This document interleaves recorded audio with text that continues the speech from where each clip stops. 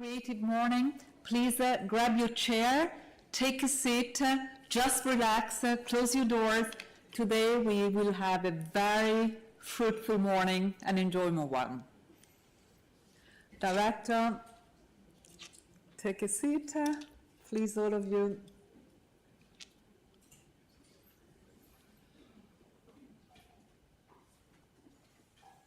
All ready? All set? Don't rush away. Yes, that's an emergency exit. Okay, all we are. Good morning to all of you. It is a great pleasure and honor to host you here. Welcome to Emilia-Romagna region. This building, as your project, is a very international one. It hosts our region, the land of Hessen, Wielkopolska from Poland, and the French region of Aquitaine. Many of you already met our partners in the house. And we would like to welcome you for this enjoyable and very fruitful project, European project. When we read about it, we were very positively surprised. Not just the title is evocative and beautiful, but the project is indeed very ambitious and almost, as we were discussing with the director of Modena Theatre, very provocative. That's why you will enjoy with some avatar later on. But just a couple of words in order to wish you a good path in the future.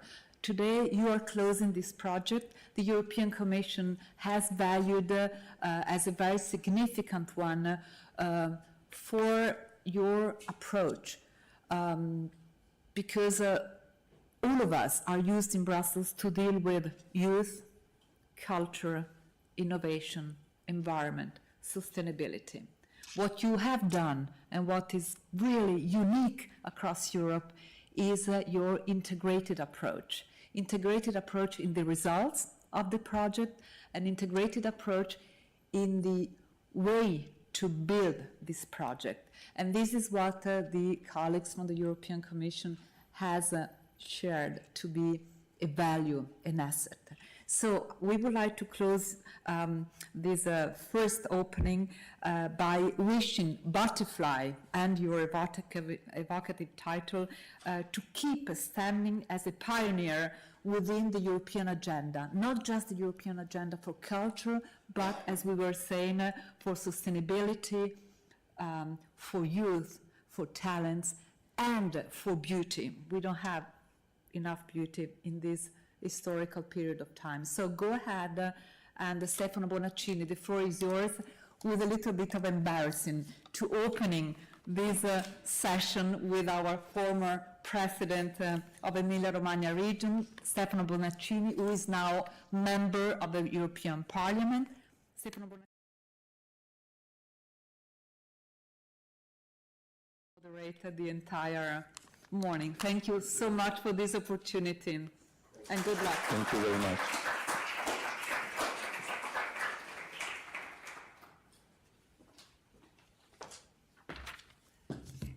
I speak in Italian. Grazie Lorenza. Quando vedo il simbolo della Regione Emilia-Romagna mi emoziono ancora. Questa è stata casa mia per 10 anni, venendo spesso a Bruxelles, e sono molto contento che si sia scelta questa sede per fare la conferenza stampa di un progetto così importante. Saluto ovviamente Celia Grau, i direttori Aldo Sisillo, Ville Salonen, Romualdo Vicia Pojoschi. Aldo per noi è una istituzione, non solo a livello modenese, regionale, ma nazionale, e mi ha fatto molto piacere quando mi fece sapere di questa opportunità, che poi si è tradotto anche in questa venuta a Bruxelles e questa conferenza stampa, perché credo sia non solo meritorio, ma un progetto molto importante che incarna anche, devo dire, lo spirito proprio europeo, cioè quello di mettere insieme popoli, culture, persone. L'Europa ha tanti limiti, tanti difetti, li vediamo ogni giorno, io li tocco con mano da 1 anno e mezzo qui, ma ricordo sempre che io sono del 1967, la mia generazione ha avuto il privilegio, con tutte quelle successive, di essere la prima nella storia dell'umanità, da quando c'è l'uomo e la donna sulla Terra, a non conoscere l'orrore della guerra o delle guerre in questa che chiamiamo Unione Europea, e questo è accaduto perché chi dopo le macerie della Seconda Guerra Mondiale si diede la mano, capì che non bastava fare la pace, ma bisognava anche costruire relazioni, cooperazione, addirittura istituzioni comuni. L'Unione Europea è l'unico caso al mondo di una libera associazione tra stati che decidono di mettersi insieme e cedere un po' di sovranità, anche se io spero la sovranità verrà ceduta un po' più forte. Il fatto che, se ho capito bene, Helsinki, quindi Finlandia, Danzica, quindi Polonia, Modena, Emilia-Romagna, se ci pensate da un punto di vista anche geopolitico, con quello che sta accadendo sul confine ucraino e giù di lì, ha un valore secondo me ancora più rilevante paradossalmente in termini di ambasciatori di pace, di democrazia, di libertà, e la cultura di per sé, già questo è una grandissima e straordinaria espressione di libertà e di messa a disposizione di chiunque, di un patrimonio che dovrebbe essere collettivo e non solo individuale. Peraltro in questo caso l'opera è parte, lo sapete, fondamentale della cultura italiana, io dico dell'Emilia-Romagna. Il teatro di Modena, quello diciamo comunale, è intitolato a Luciano Pavarotti e a Mirella Freni, e già questo, Aldo potrebbe essere più preciso di me, dimostra il legame della nostra terra con chi ha saputo rappresentare un certo tipo di musica, di opera, di lirica, eccetera, a livello addirittura internazionale. Peraltro le origini storiche nella città della provincia da cui provengo io vanno indietro di altri secoli, penso in particolare a Orazio Vecchi e tutto quello che ha rappresentato. Dopodiché il valore del progetto Butterfly, e conclude, unisce innovazione, e noi sappiamo che se vogliamo stare al passo di colossi come Cina o Stati Uniti, che hanno investito sulla ricerca e l'innovazione in questi decenni molto più dell'Unione Europea, dobbiamo investire tanto lì, perché quello significa investire sui saperi, sui talenti, e la differenza nei prossimi anni nella competitività economica, sociale, culturale la farà il capitale umano e come sarà formato. Sostenibilità, perché sappiamo che ci stiamo giocando il bene più prezioso che abbiamo, che è il pianeta, lo capiscono meglio della mia generazione le generazioni più giovani, di fronte a cambiamenti climatici che, a proposito di Emilia-Romagna, mai vorrei che altri passassero l'esperienza che da presidente ho dovuto, insieme agli emiliano-romagnoli e ai romagnoli in particolare, vivere solo 2 anni fa con un'alluvione, con una portata di caduta d'acqua mai registrata nella storia in precedenza. Ma anche Butterfly è, visto che sono state coinvolte le scuole, è coinvolgimento dei più giovani, degli studenti, che credo abbiano anche nella percezione di che cos'è l'Europa e a cosa serve l'Europa qualcosa in più da dire rispetto a chi ha qualche anno in più di loro, perché loro l'Europa l'hanno conosciuta, hanno capito cosa significa l'abbattimento delle barriere e non solo la moneta unica, e io penso che la valorizzazione del patrimonio culturale, adesso in questo caso dei paesi di provenienza, ma più in generale dei valori europei, sia molto importante. 3 punti centrali per il futuro della cultura e dello spettacolo dal vivo in Europa: la cooperazione internazionale è fondamentale per le reti, le coproduzioni, gli scambi professionali, la circolazione dei talenti, e io credo che più le persone, soprattutto i più giovani, possano conoscere altre culture, più si abbattono pregiudizi, muri, distanze. Ecco, quindi io vi sono grato, chiedo scusa perché io purtroppo ho chiesto di intervenire immediatamente dopo Lorenza, perché devo correre in aeroporto per ragioni di lavoro. Però ci tenevo molto a venire in presenza, mi sono letto tutto il materiale che mi avete mandato, ma davvero complimenti, e spero che questo sia un progetto europeo per un'opera sostenibile che possa essere anche da best practice per altri progetti, dando tutta la disponibilità, visto che comunque in Europa la legislatura dura altri 4 anni, di mettermi a disposizione con i miei colleghi parlamentari europei per eventualmente sostenere, cercare anche di aumentare la dotazione finanziaria ed economica che sostiene progetti che abbiano a che fare con la cultura, l'innovazione e la sostenibilità. Grazie.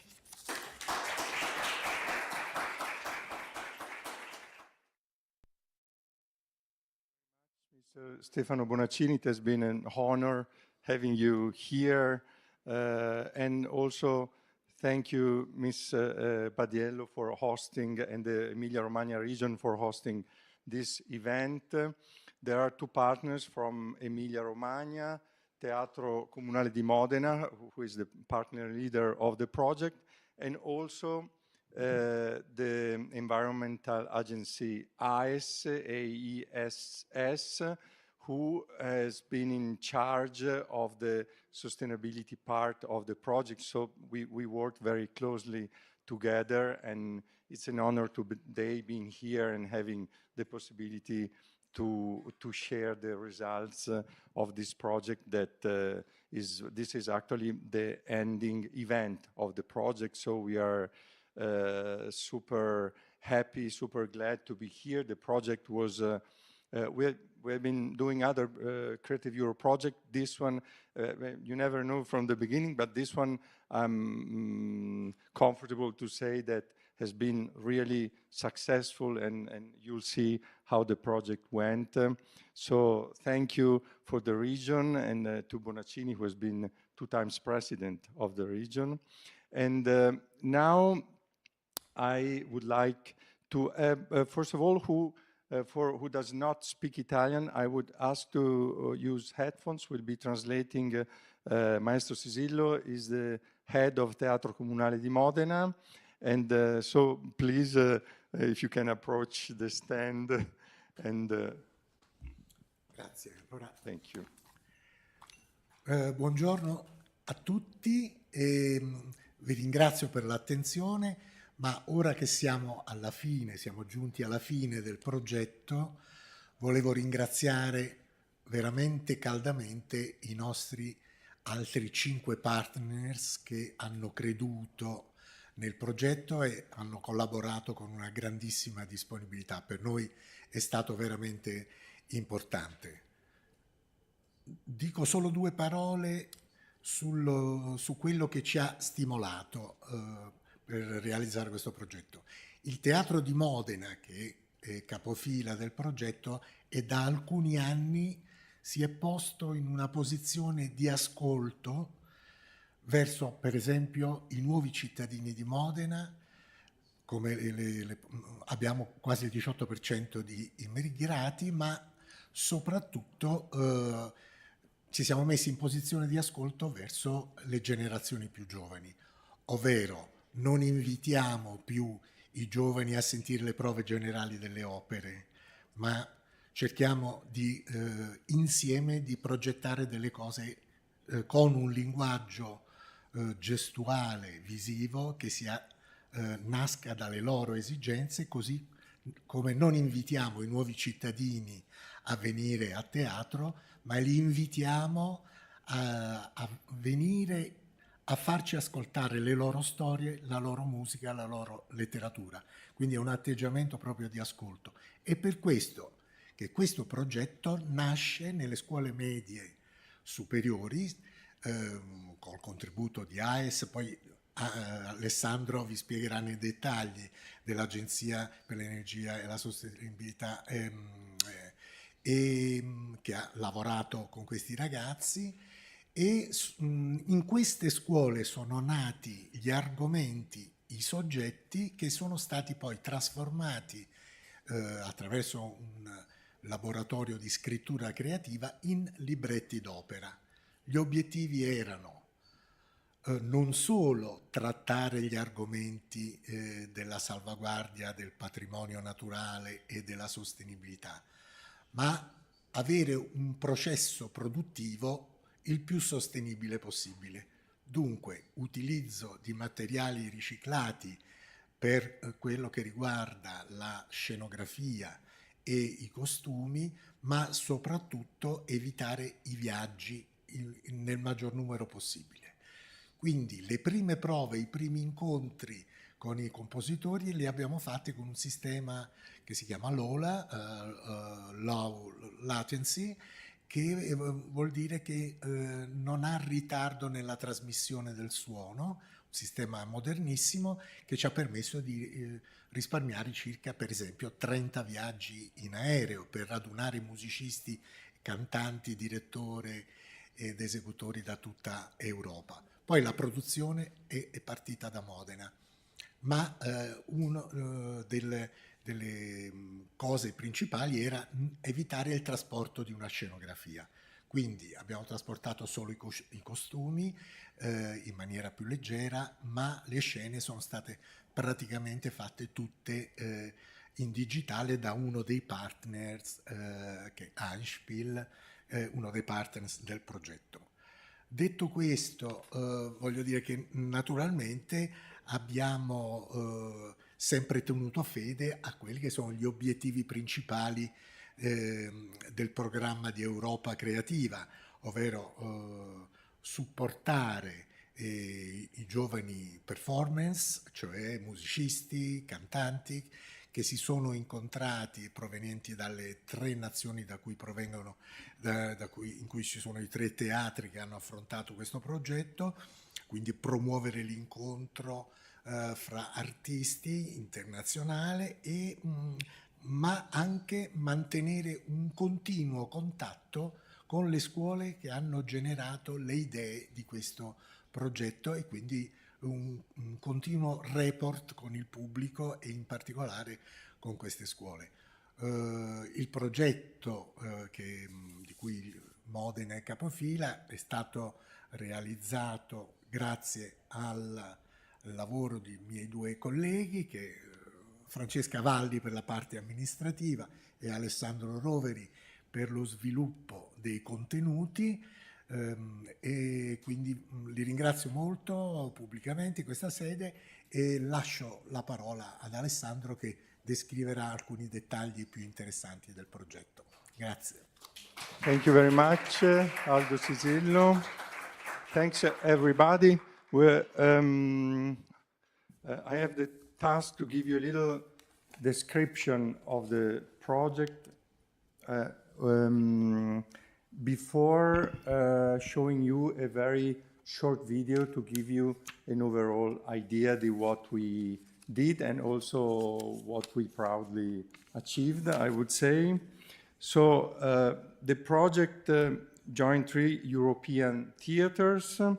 Each was different in size and as a kind of organization. They've joined to co-produce a new opera. Our goal was to find best practices for sustainability and to test them at every stage of the opera creation and production. The opera houses, you have heard already, were Teatro Comunale in Modena, Opera Box in Helsinki, little opera production company, and the Opera Baltica in Gdansk.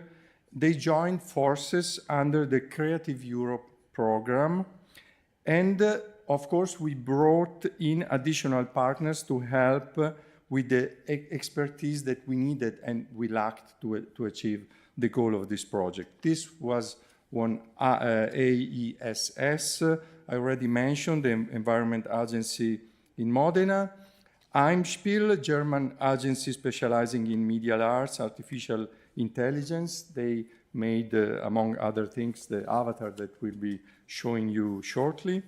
And Gopacom, a European communication strategy who focused on audience development and dissemination, a key aspect of this project. They are based in Brussels. I would like to take a chance to thank in particular Chloe Gastin, our project manager, and Tiziana Pisano. They helped organizing this event. So thank you very much. And I would like to say that the project put social inclusion at its core, not only sustainability. Why? Because sustainability means preserving resources for future generation. So inspired also by Friday for Future that were very popular at the time we conceived this project, we invited high school students to share their visions on the future of the planet. So students group from Modena, Gdansk, and Helsinki, each wrote a story, each of them on the theme of sustainability, taking in their own hands the creative foundation of this project. From the 3 stories they wrote, we asked 3 composers from Finland, Poland, and Italy to each of them develop a 30 minutes little opera. Then we brought together these 3 operas with a creative team, and we made a single opera show of 90 minutes, who premiered in Modena last April, and who traveled to Helsinki and Gdansk.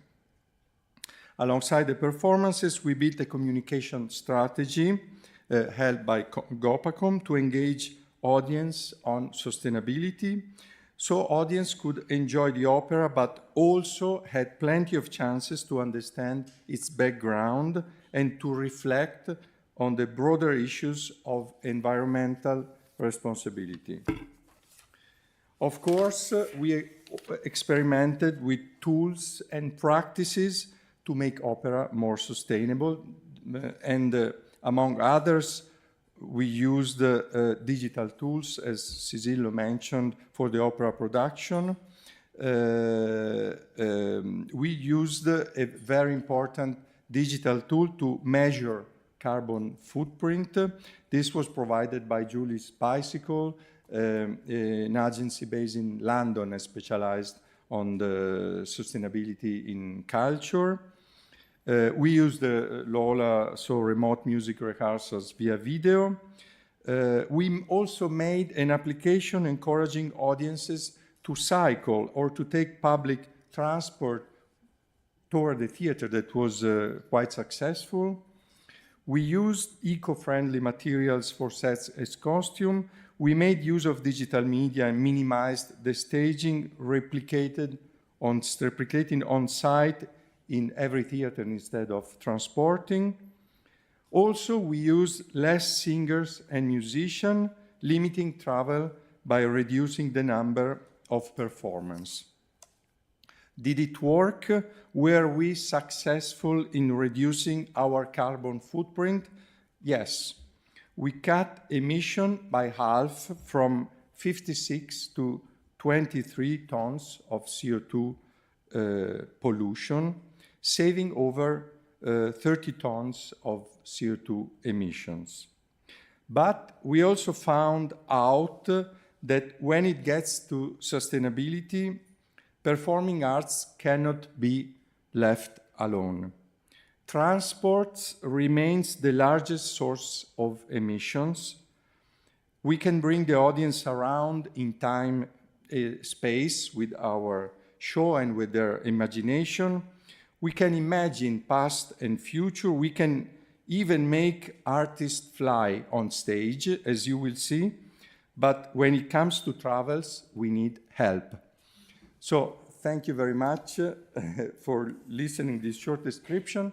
I would like to ask to launch the video.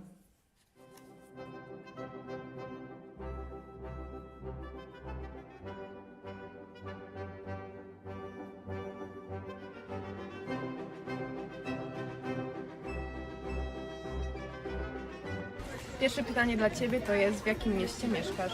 Mieszkam w mieście Gdańsk. Dobrze. O jakim żywiole piszecie? Piszemy o pięknym żywiole zwanym wodą. In quale città vivi? Vivo a Modena. E su quale elemento hai scritto la storia? Il nostro elemento è la terra. Mulle kestävyys tarkoittaa semmoista tapaa elää, jolla taataan hyvä tulevaisuus myös seuraaville sukupolville. No mä sanoisin, että nuorilla tänä päivänä on aika suuri mahdollisuus tuoda omalla luovuudella ja energialla erilaisia ratkaisuja ja ideoita myöskin. Ja aikuiset voisivat antaa esimerkkiä ja ohjata.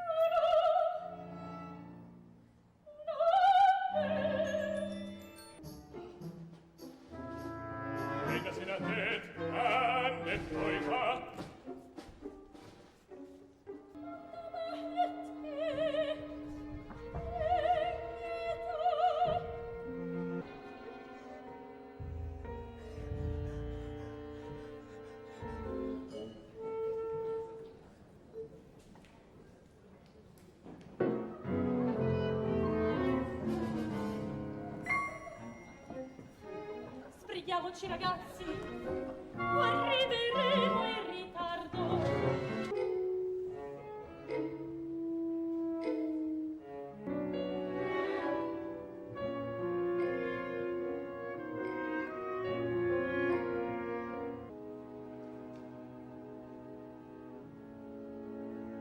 Io ho scritto anche altre cose. Quali cose? Questo giardino della speranza.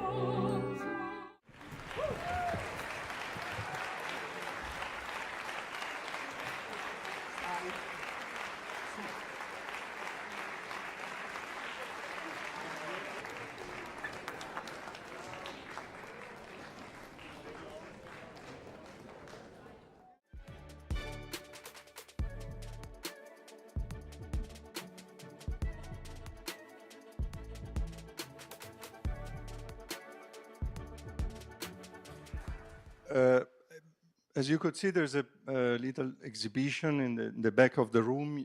There's also a costume we brought here from Gdansk, one of the costume of the opera, some videos, and so for who wants to know more about the opera, you can have a look at the videos.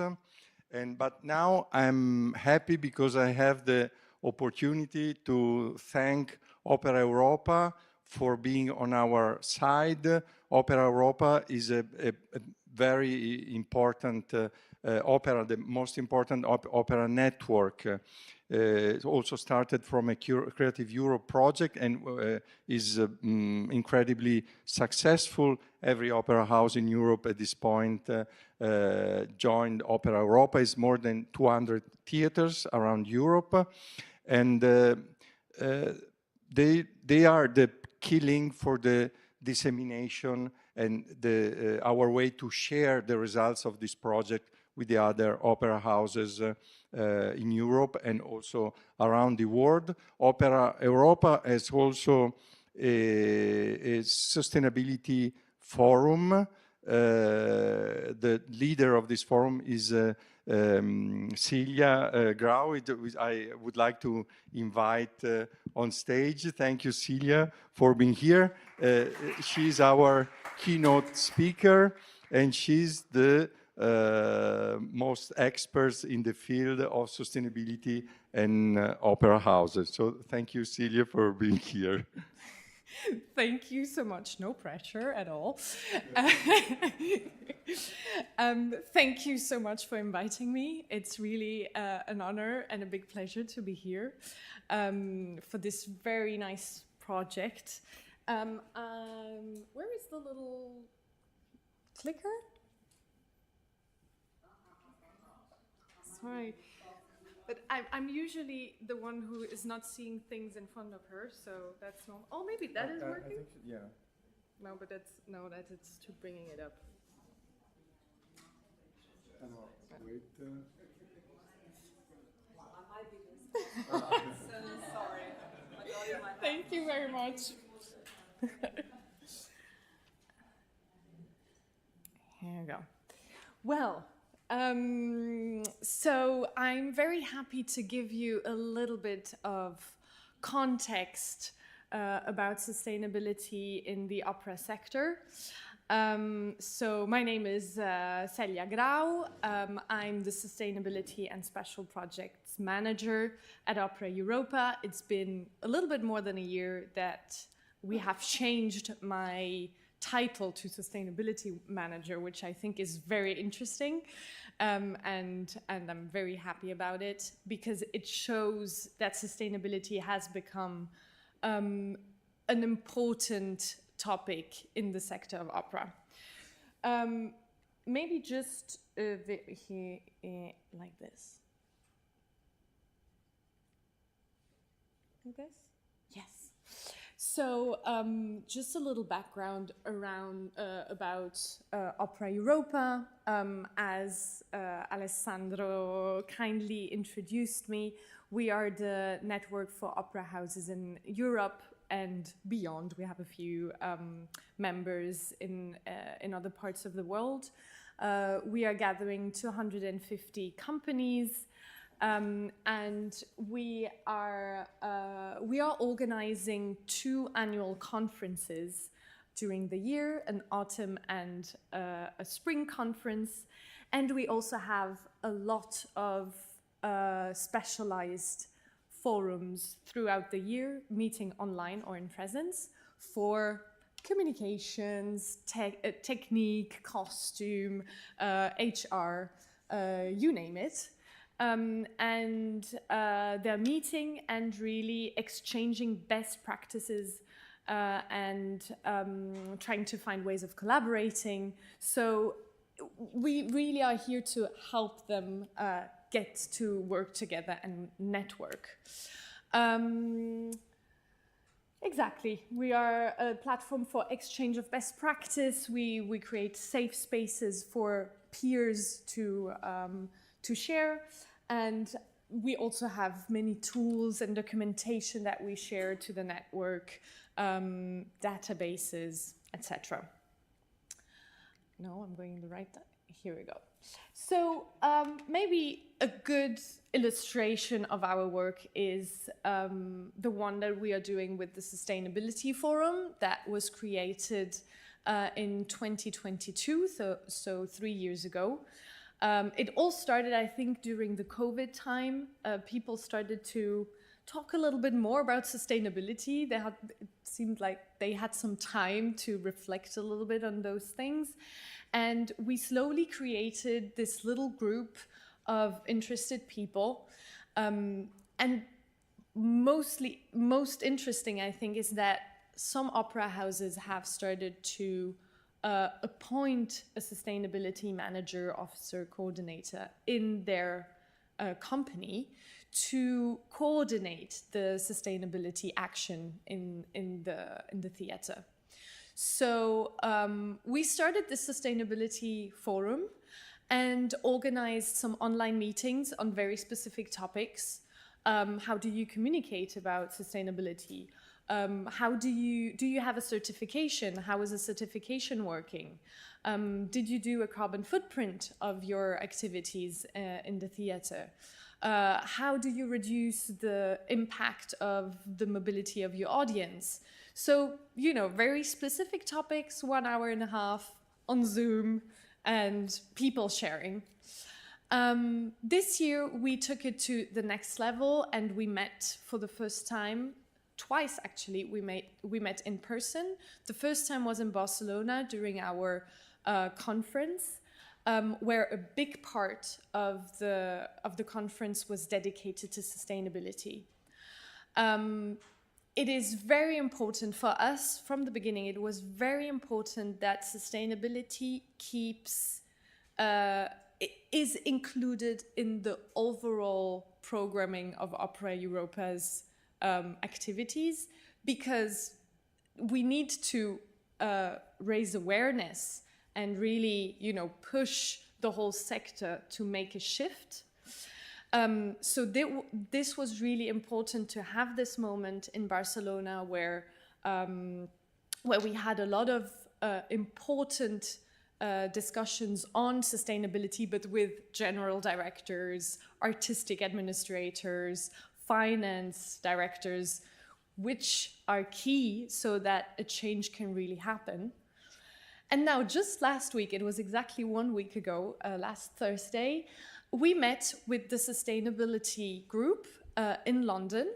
It's here, this fabulous little group picture. So we had, I think, 35 people joining us in London.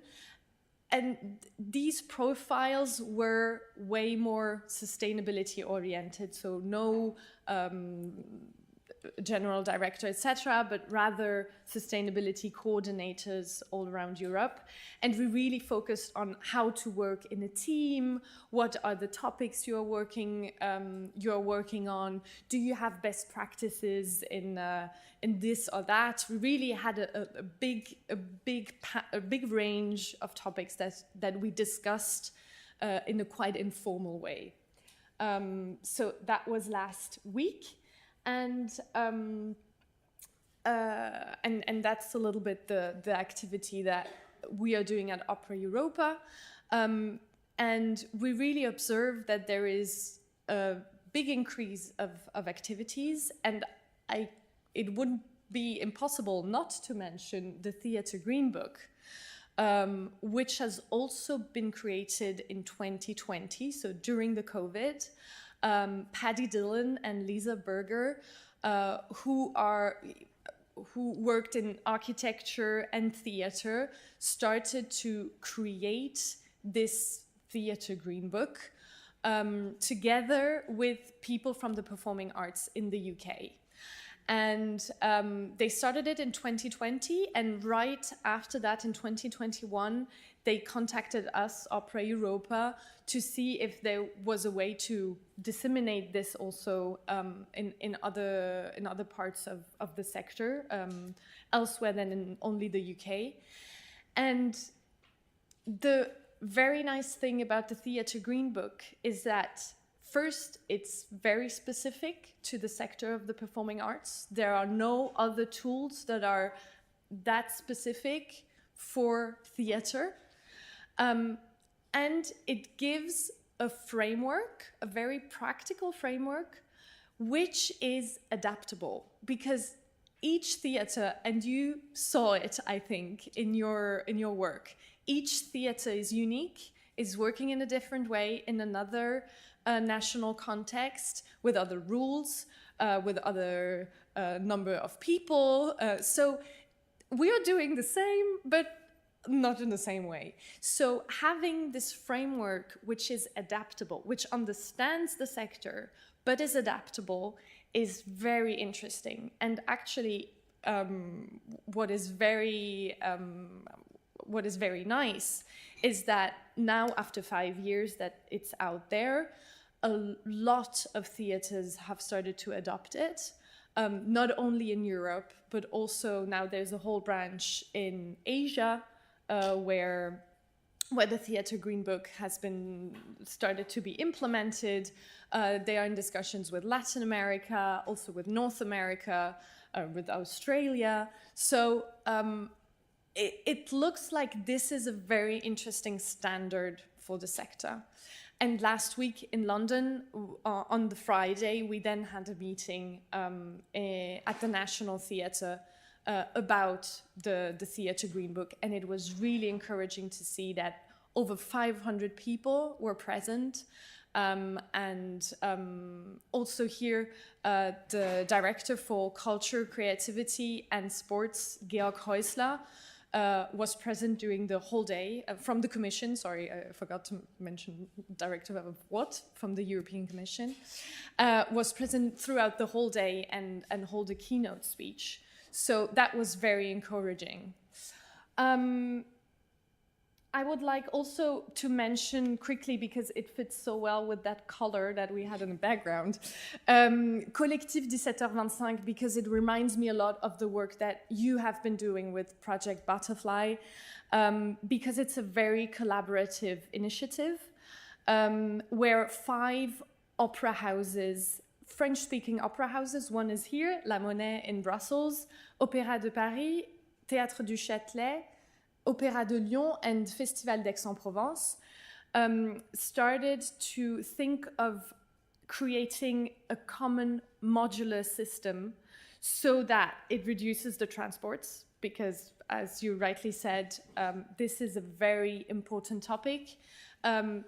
The idea there is to create a standard modular system that each theatre has in their house, so that you don't need to transport these heavy things from one place to another when you're co-producing, which is now, you know, everybody is now co-producing a lot. So it has been a very interesting process, because this collaboration has started with the technical departments, but has then spread also to the artistic departments. So even further than just the results of creating a standardized product, they have actually started to work collaboratively on a topic that is quite sensitive, because each theater has its own way of doing it. So how do you work together? How do you find a consensus to agree upon? So I think that's a very interesting, a very interesting project. I think together with Project Butterflies, those are the two projects which are deeply collaborative, where there is also a result spread in different theaters, which is extremely beautiful to see, because the topic of sustainability cannot be something that you do on your own. So yes, and then of course there is Project Butterfly, on which we were very honored to help with. I was there at the kickoff meeting in Modena 2.5 years ago, and we tried to help out as we could, giving some information throughout the process, disseminating also the information that we received, and we will continue doing this now that, you know, this is the final event. I think it's really important for the sector that they know about the results that you have found out. They're very inspiring. The work on material, on on trying to reduce the impact in production is extremely is really the heart of the discussions that are there for the theaters that are most advanced on the topic of sustainability. So I really thank you for the work that you have done, and we will be spreading it and continue to spread it.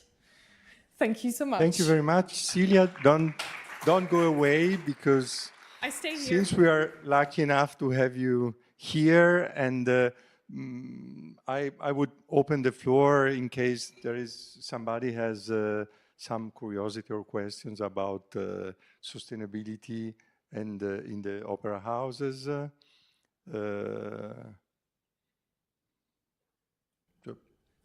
Alexandra, our colleague from Poland.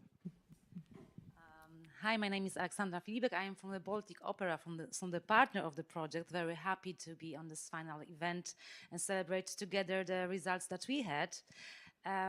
So we do have some experience already thanks to this project, and we did recognize some challenges that we have as opera houses in production and general in being opera house.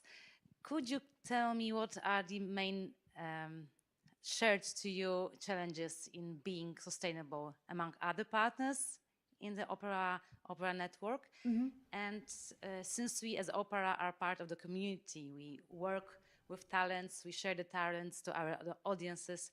Do the partners also sometimes refer to the audiences as the actors who could also be our colleagues in being sustainable? Do they try to involve the audiences just like we did in our project with school students? Thank you. Thank you very much for the question. Well, I think maybe there are two responses to your first question. I think there is a first thing is that not all the theaters, I see all the time those beautiful people that you saw on the picture are people who have an opera house who have decided to appoint a person that is in charge of sustainability in their house. I think a first thing that should continue to evolve is that the top management of theaters be really aware that it is an important issue, and they should embrace the topic and really create a strategy around sustainability, have a sustainability policy. And you don't necessarily need an appointed person in the house. You might be able to work in committees, so you have in each department you have one person in charge of sustainability, and they meet every 6 weeks and try to set up things.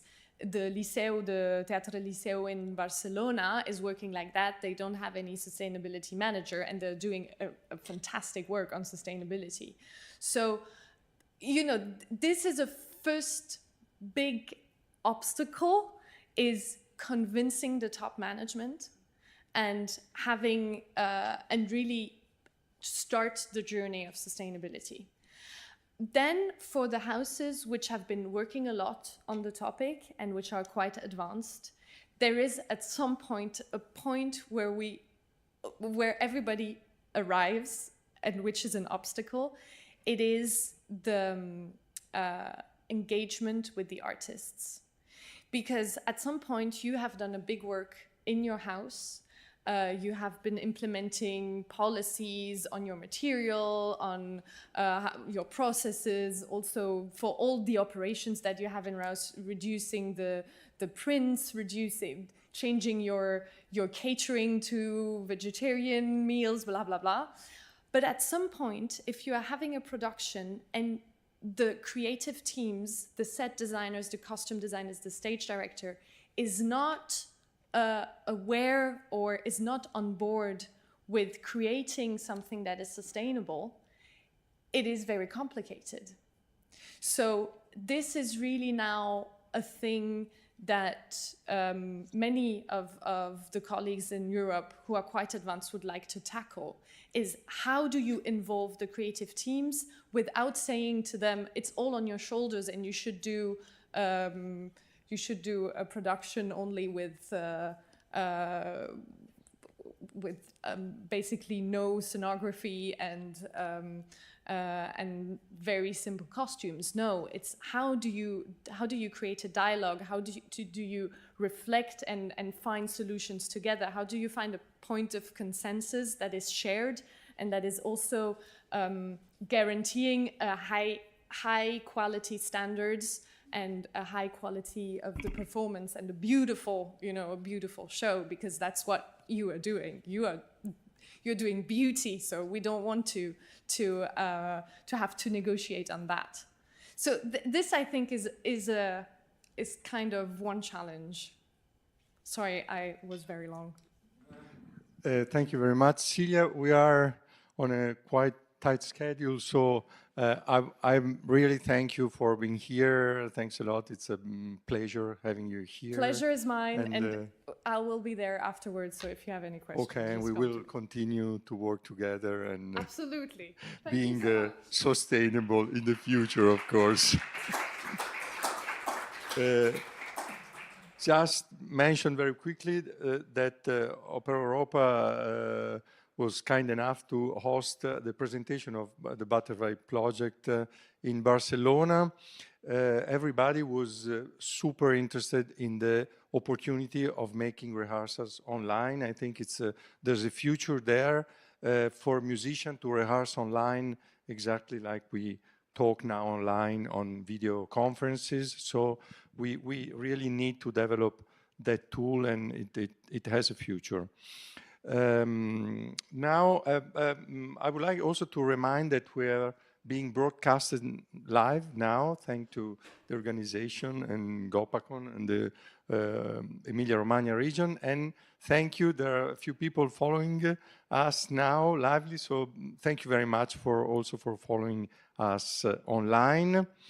And now I will give space to a little round table with the artistic directors of the project.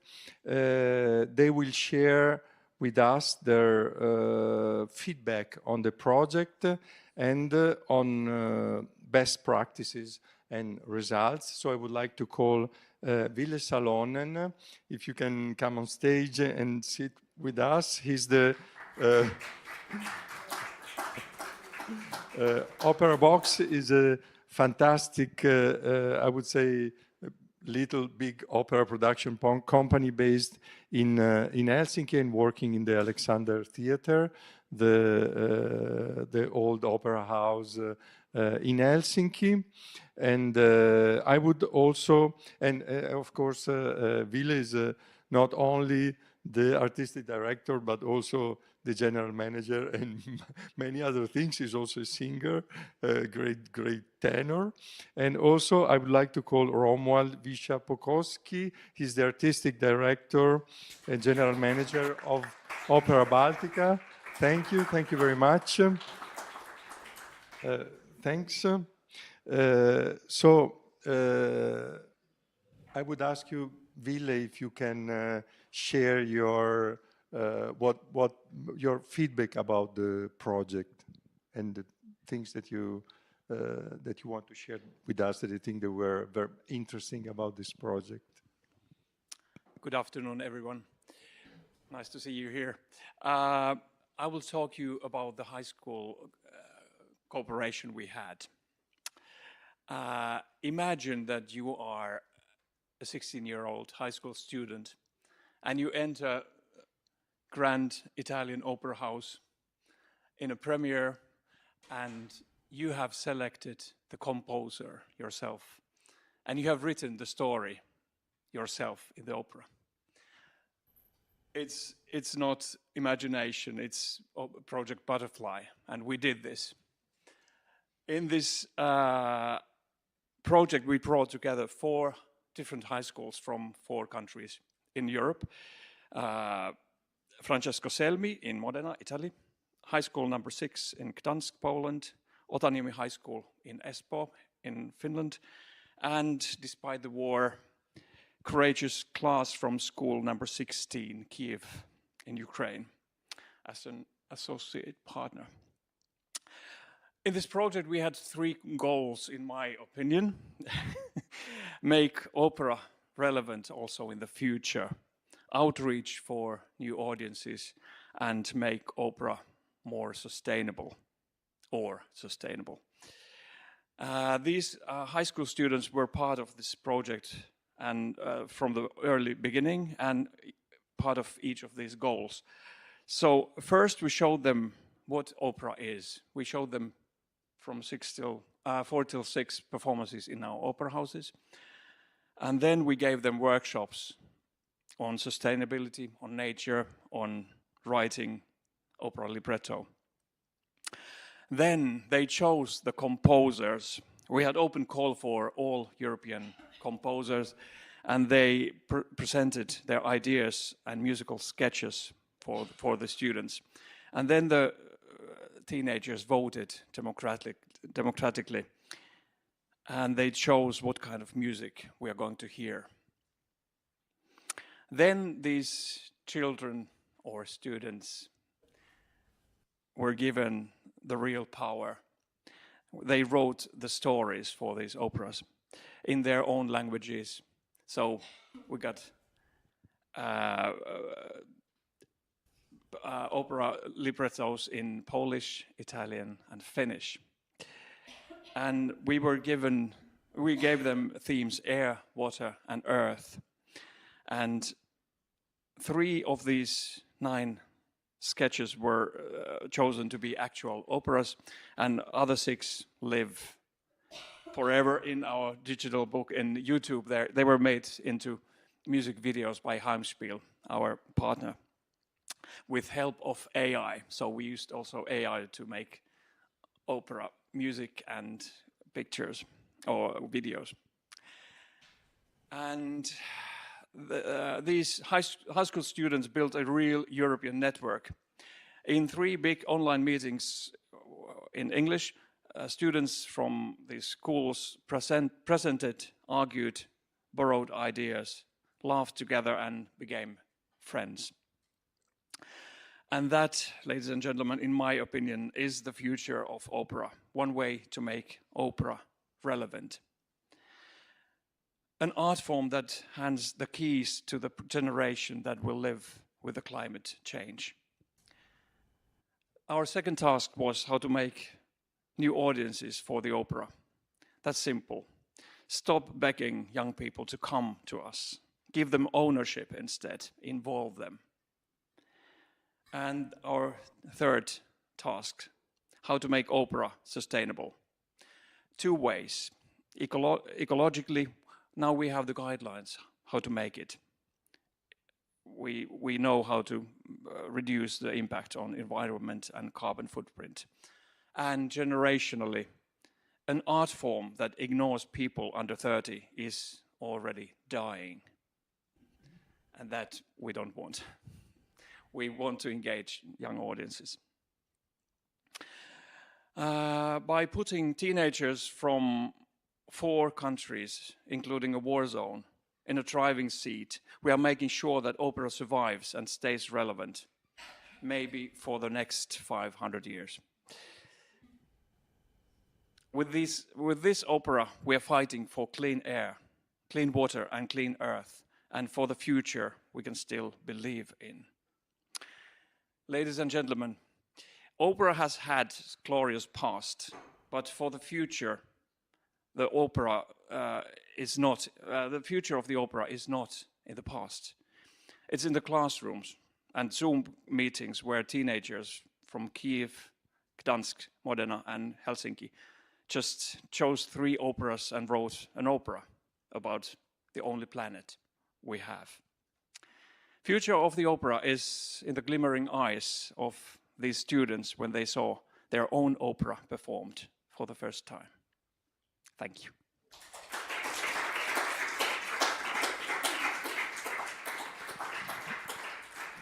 Thank you very much, Ville.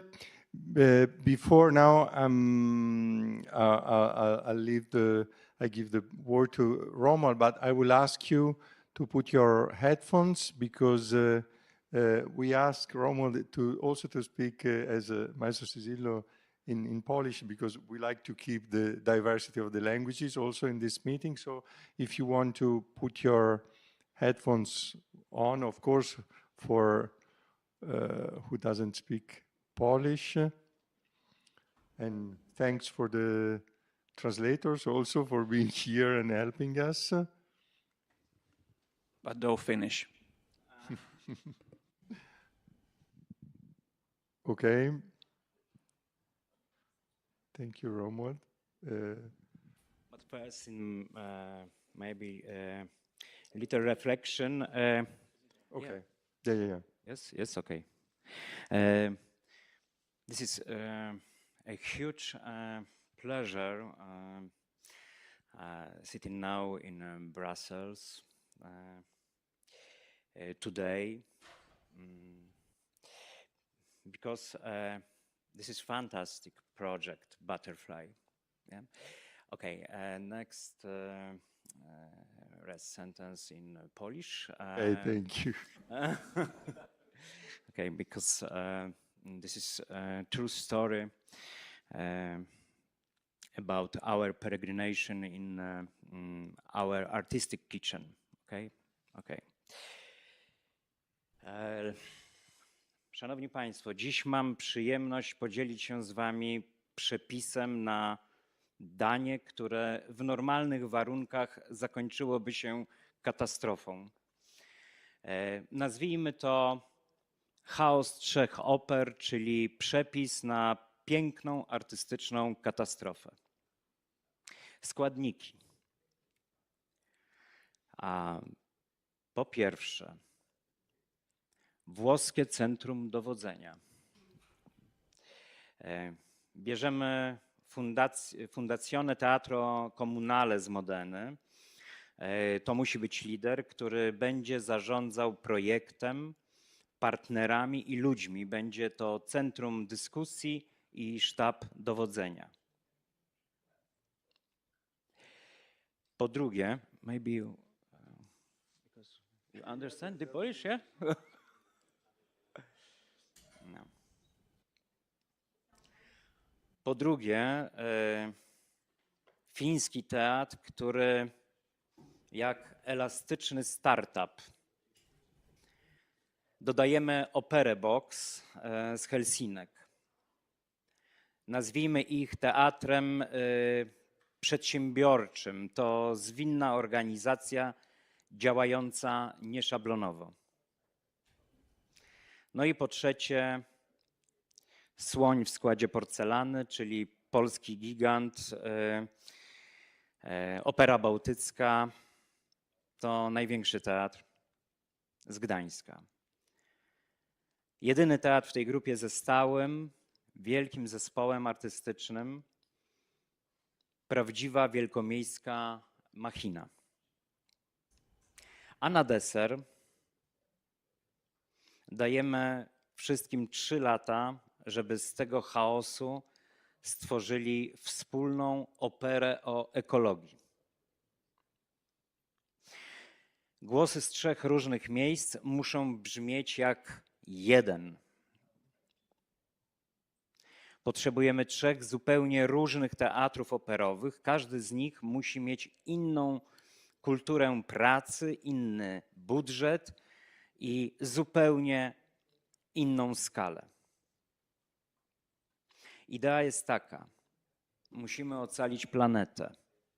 Jednak często pojawia się tu hipokryzja związana z transportem i lotami.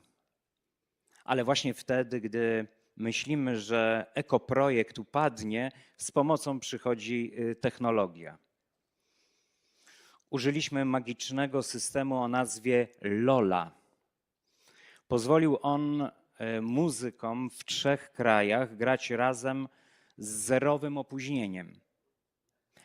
Pracownicy naszego teatru byli zdumieni, widząc, jak to działa. Aby mieć pewność, że ten chaos nie wybuchnie, potrzebowaliśmy niesamowitego zespołu szefów kuchni i potrzebni byli liderzy strategiczni, Alessandro Roveri z Modeny, konsekwentny i skupiony przywódca, oraz Francesca Valli, również z Modeny, jest dla nas jak powiew świeżości, zawsze uśmiechnięta i zawsze spokojna. Emocjonalny dyplomata, dyrygent Jan Ots o wyjątkowej wrażliwości muzycznej i uważności. Iskra szaleństwa. Ville Salonen z Finlandii. Entuzjasta projektu. Radosny wizjoner. Widzi świat opery przez kolorowe okulary. Oraz Aleksandra Filipek z Gdańska. Ma niezwykle bystre oko do szczegółów. Mimo że zaczęło się to jak przepis na katastrofę, projekt Butterfly okazał się wzorem dla nas wszystkich razem. Konkluzje. Choć początkowo brzmiało to jak przepis na artystyczny horror, projekt Butterfly odniósł międzynarodowy sukces. To coś więcej niż opera o ekologii. To dowód na to, że różnorodność, która na papierze wygląda na największe ryzyko, w praktyce może stać się największą siłą. Ten projekt udowodnił, że praca z bardzo różnymi ludźmi to supermoc. Pokazał, że różne teatry i różne kraje mogą znaleźć wspólny język i stworzyć razem coś ważnego. Wszyscy tak wiele się od siebie nauczyliśmy i jest to piękny przykład międzynarodowej współpracy. Thank you very much.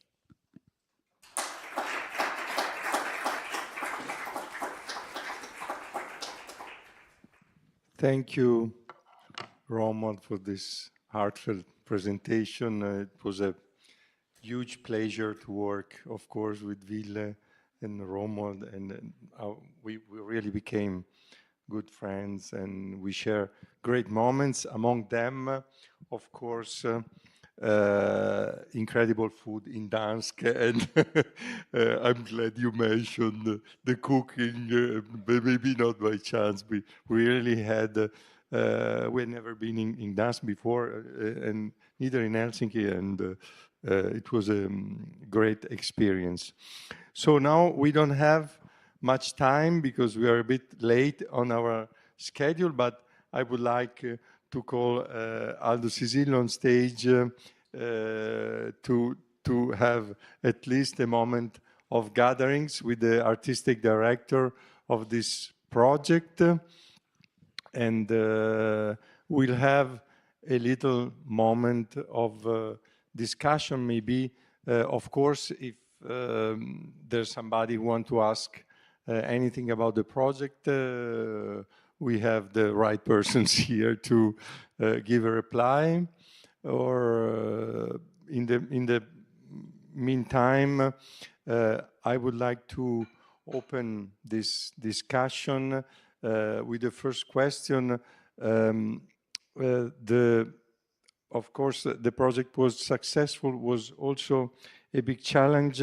We have also been looking for best ways to be really successful in sustainability.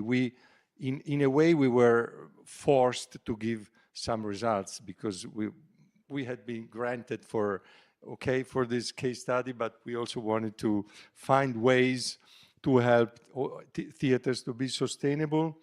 So the question is, what if you would ask help to the policymakers, what would you ask for to help opera houses in particular to be more sustainable? Ville, if you want to, or whoever want to, maybe each of you, if you want to give a little reply, what gift would you ask for to be sustainable? In this Not money, of course. Besides money is always a good answer. In this project, most of the impact came from transportation and traveling.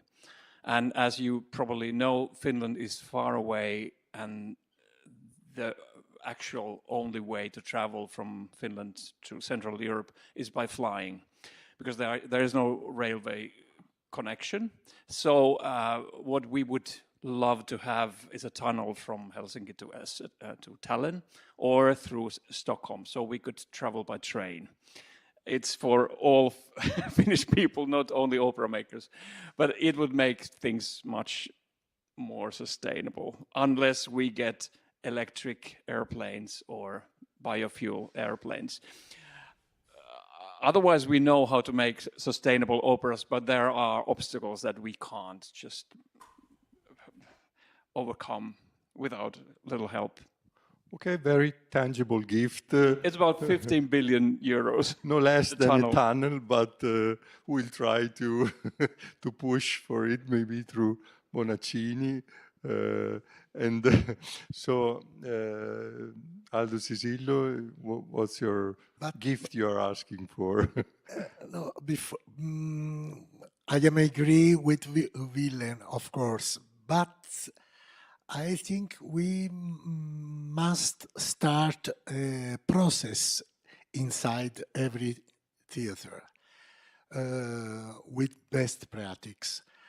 For example, about the use of the light to transform all the light in with changing in come si chiama? LED, of course, but don't use glass of paper. Don't and overall for us was to transform the relationship with the audience. For example, we created a board of 9 people from 17 to 19 old, and I asked him how we can listen their needs overall about this problem of sustainability of our activities. but I don't think that we can always create operas with virtual setting, of course. We don't want put away our tradition of painter and constructor, set designer, set designer and construction. set builder, because in Italy we have a long and old tradition. But is an example for having some stimulation, no? For the future. And of course, I am agree with Willem. The problem is to have a network of theater and a network for transporting with other energy. Thank you. Thank you very much. So yes, Romuald, now your turn. What would you ask to policymaker in case they could help you to be more sustainable? In my head is only one reflection about butterfly project. Okay. Okay. Yeah, maybe because we many times spent about discussion about pollution, about ecology. And my reflection in my head is we not only think about things, we must think about future, about young people, and this component in Butterfly, moment when writing the story from the young. For me, this was a challenge in Butterfly. Super. This is my reflection. Okay. Okay. Thank you very much. Are there questions you would like to ask? Otherwise, now there is our little artificial intelligence moment. So I would like to introduce now 3 people. Andy Probst, creative director and general manager of Heimspiel. Heimspiel is a German agency specialized in media, creative media and artificial intelligence. Also Thomas Jan, video designer on Heimspiel, but the third person, he's jumping right now in the back in the video because he's eager to give us a little demonstration. The avatar has been another colleague of us, and we had it in the opera houses. It was one of our means of communicating the project to the audience coming to the theater. So, Andy. So, hi. My name is Andy from Heimspiel, and this is Kai. The cool thing about Kai is you can asking a lot of questions and he may answer sometimes, may try. So Kai, then, tell me something about the project Butterfly. Oh, I have to speak there because I have to wait.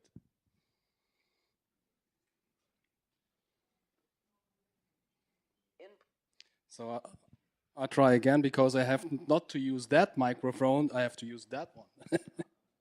Okay. Tell me something about the project Butterfly.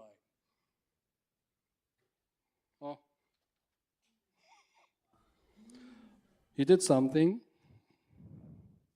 It seems your input Soka Mana Jamathang Zema Balpa and the Hebrew word tire don't directly match any specific content.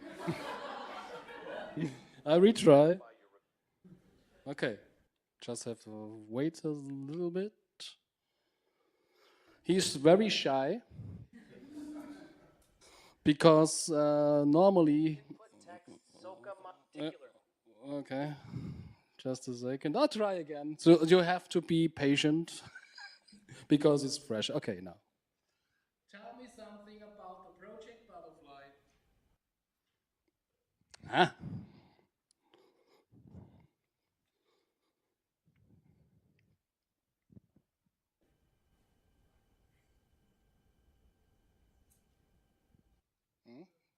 Project Butterfly is a European cooperation initiative aimed at promoting environmental sustainability.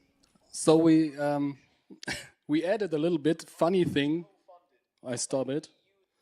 We told him you be an opera singer. That's why he sounds a bit strange. But I can say the following. Repeat that in Italian, but as an opera singer. Let's try what it is.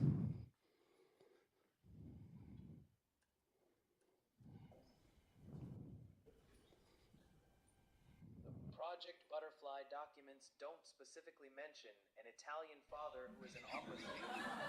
However, the project is led by Teatro Comunale di Modena, one of Italy's renowned opera houses. Yes. This opera house is... Oh no, I have to wait again. You see, it's not easy, but it almost works almost every time, except if he is in a crowded public thing.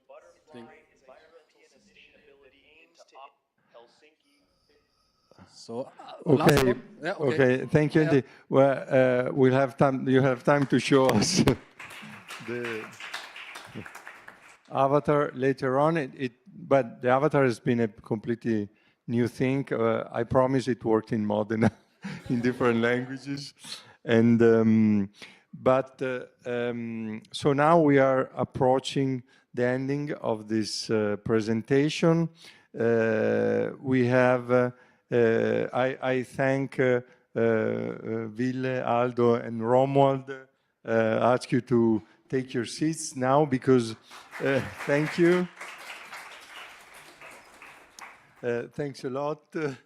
Now I'm inviting on stage a very important part of this project, Lisa Sentimenti.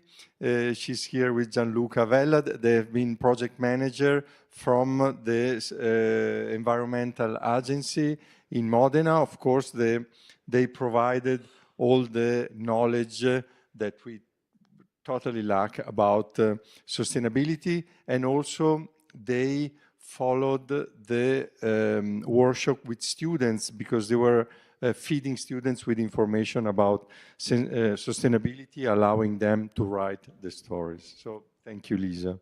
Thanks to you, Alessandro. Good afternoon, everyone. Again, it's a pleasure and an honor to be here and to share the results and the legacy of our Butterfly project today with you all. There are several takeaways that we wish, of course, about Butterfly project to share with you. But let me start this presentation with a relevant premise assumption.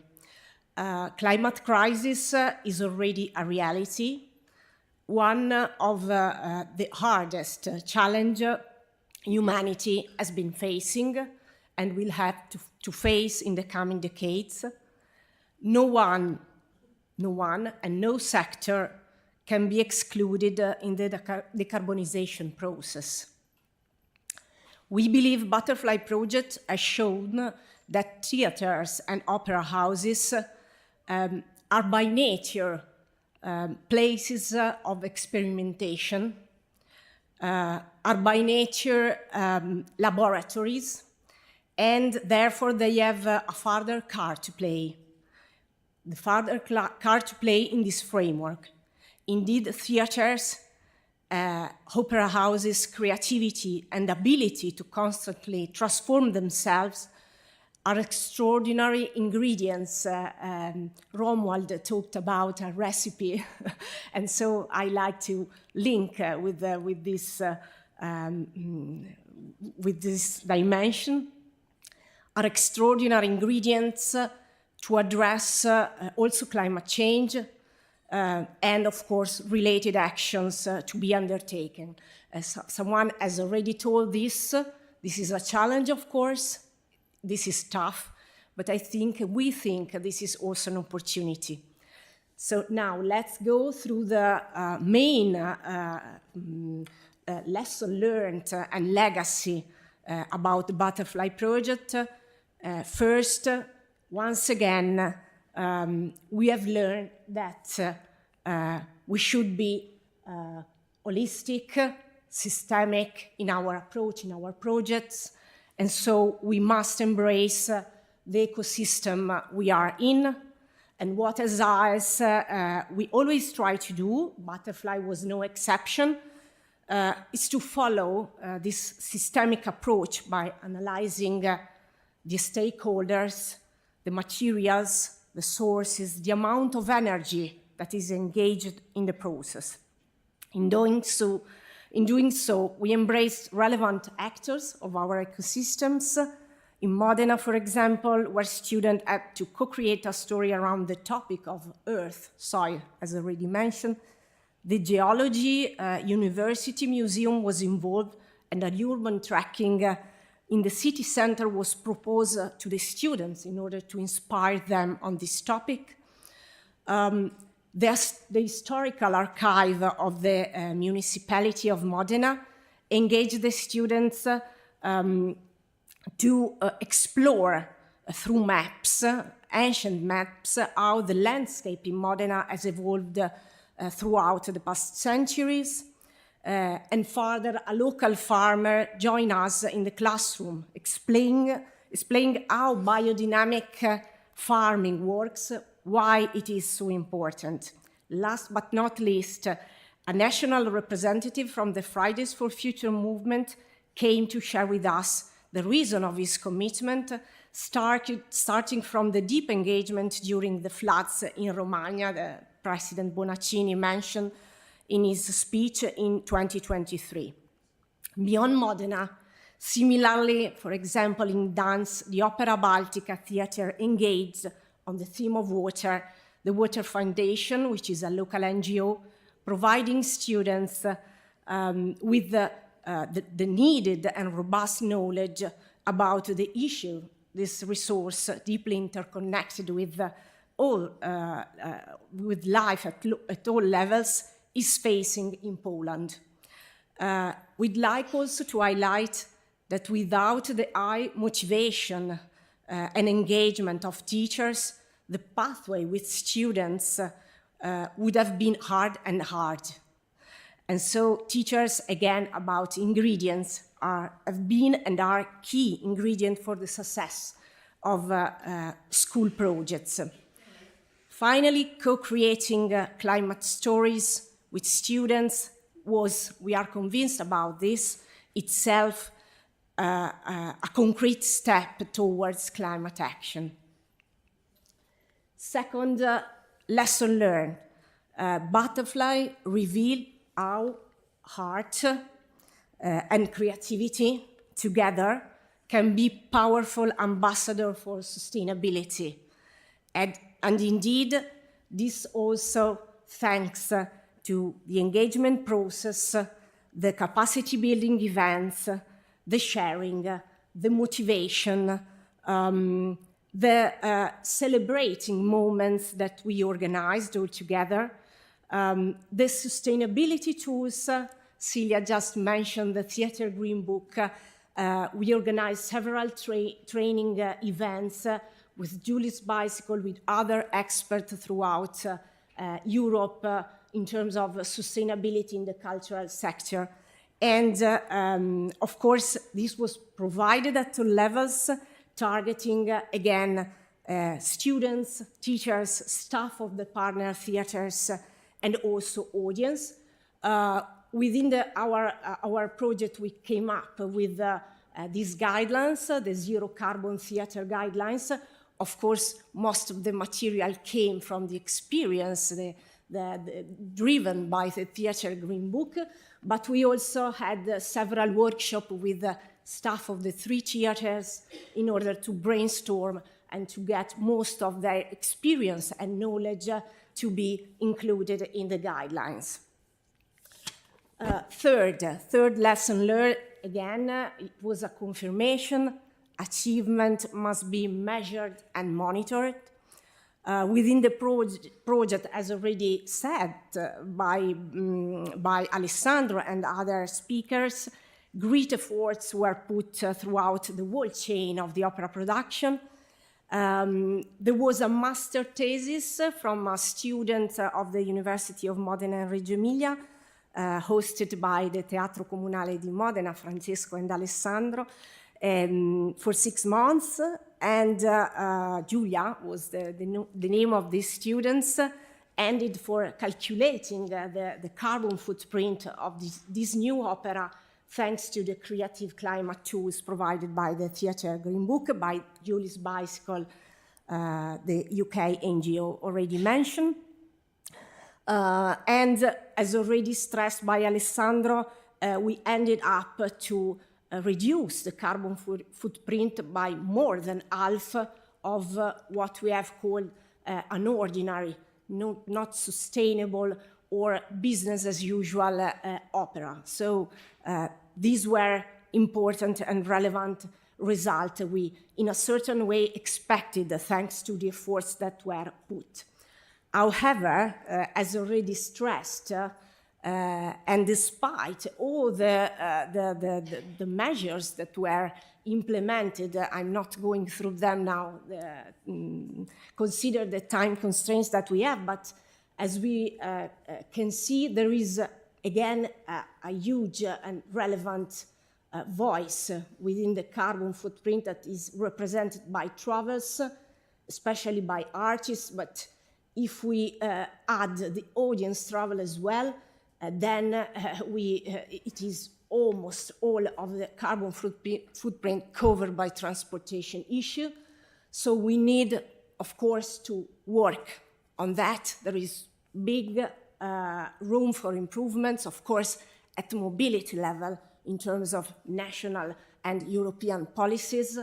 Of course, artists, especially in international co-production like this, and from Finland, where railways are not an option, actually, were in a way forced to take flights, but if long, for example, distances, trains, or any other low carbon emission means of transportation, someone already mentioned electrical, but hydrogen is also coming an experience, but not yet on the table as a concrete solution. But this is the help we ask here to the policymakers to help us to understand, not only for the cultural sector, but as community living in the European Union, to make real improvements in terms of how we move every day, how we transport material sets for our cultural productions. In conclusion, this is the very last slide, I promise. In the framework of Butterfly Project, the collaboration between students, teachers, theaters, environmental agencies, technology and communication partners across Europe has shown that it is possible to create high-quality artistic productions while minimizing environmental impact. Project Butterfly has become a symbol of transformation, of how art can inspire change and foster dialogue. Butterfly has also concretely shown once more the value of European projects in terms of sense of a community working for the same purpose. Above all, Butterfly has built bridges. Bridges among countries, among generations, among skills, among art and planet Earth. Butterfly effect in ecology has a precise meaning. It illustrates how little, small changes in one part of one ecosystem can lead to big, huge, unforeseen consequences elsewhere. In positive terms, we expect to see now the Butterfly Project effects. And finally, as for all successful projects, because yes, I want to stress, as Alessandro, that this was a unique and very successful project, we'd like to stress that people are the ones who make the difference. Let me therefore sincerely thank all the fabulous partnership and people at EU and local level. Gianluca, Carmen, and I had the pleasure to work with.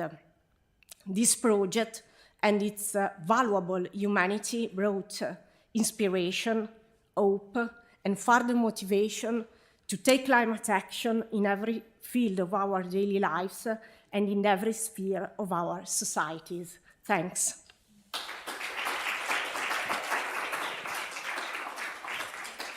Thank you. Thank you very much, Lisa. Now, before inviting you to a little lunch where we will have a moment to discuss further about this project, I would like to thank Emilia-Romagna region for hosting this event in this great venue. And also, we really need to thank the European Union for co-financing this project. And also, we will never be thankful enough to Creative Europe for offering the opportunity and who pushed us toward this kind of projects that brought everyone out of his comfort zone, but it forced us to make to learn and to make these incredible experiences. So thank you, everybody. Thank you for being here, and we hope we will meet again with new sustainability and opera results.